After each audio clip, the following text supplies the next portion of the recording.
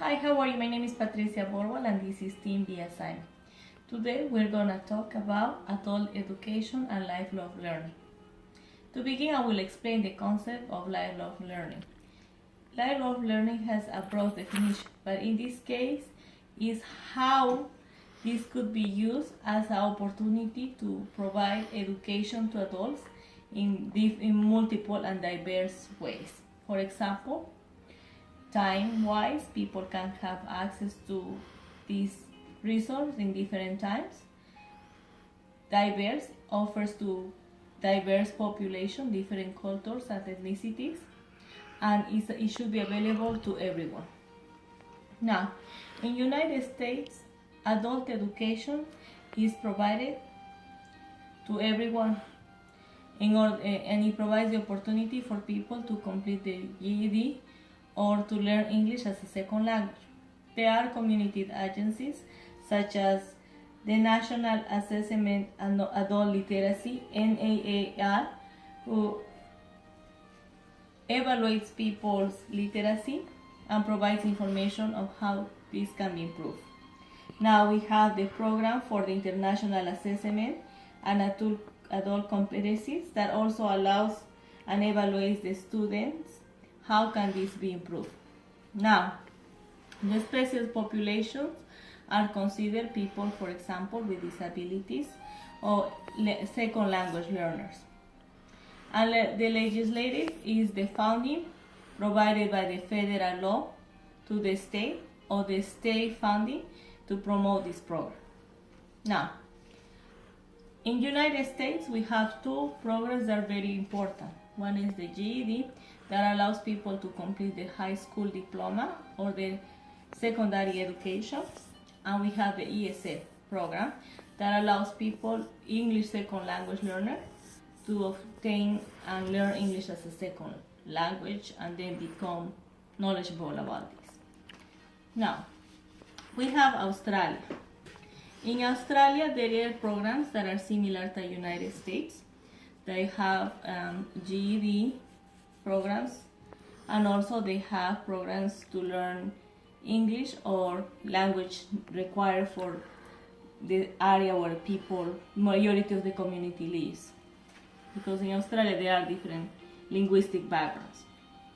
Now, there are also the development and vocational personal social program that allows people to obtain skills to be prepared to be on the workforce. These are called the ACE programs or the TAFE programs that provide distance learning and employment training. So the laws for Australia is there is a law called the Committee of Employment that they also label as the Cinderella, that allows people to obtain education and to obtain training to be able to be ready for the workforce. Now,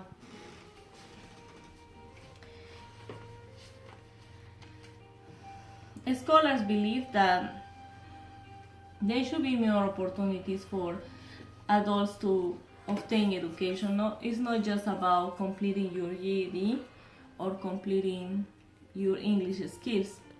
People should also have, as well as similar to Australia, the opportunity to obtain skills to go to the workforce. For example, they can obtain skills to work in mechanics or different training, or accounting, or basic skills to be able to obtain employment. Unfortunately, these resources are very expensive, and people are unable to reach out to these resources. Now, this is US compared to Australia. Similarities, like we said before, the similarity between US and Australia is high school and linguistic skills, that we have those offered for the people. Now, we're gonna talk about the Canada.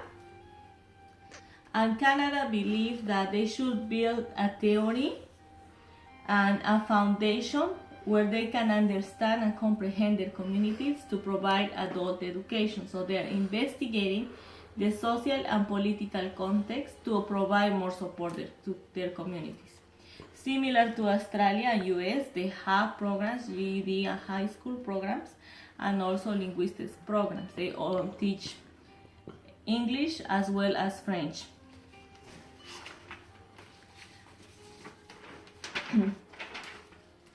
Now, they also have other programs with social and cultural purposes to promote positive environment in their communities.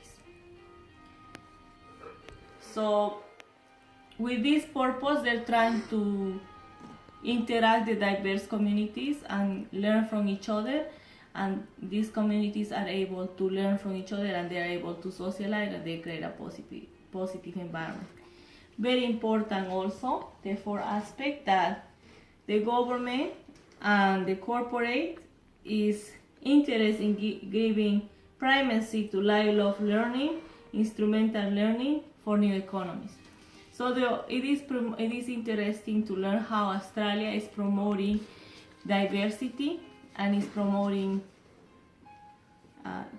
positive environment. I think we should copy these two aspects from Australia and Canada to promote a positive environment in our communities and to promote vocational training. We do have a lot of resources out there for GED or ESL, but we should promote more as well, as similar to what they do in Australia and Canada. I really appreciate your time. Thank you so much. Please take a close look. Where I found the information is here.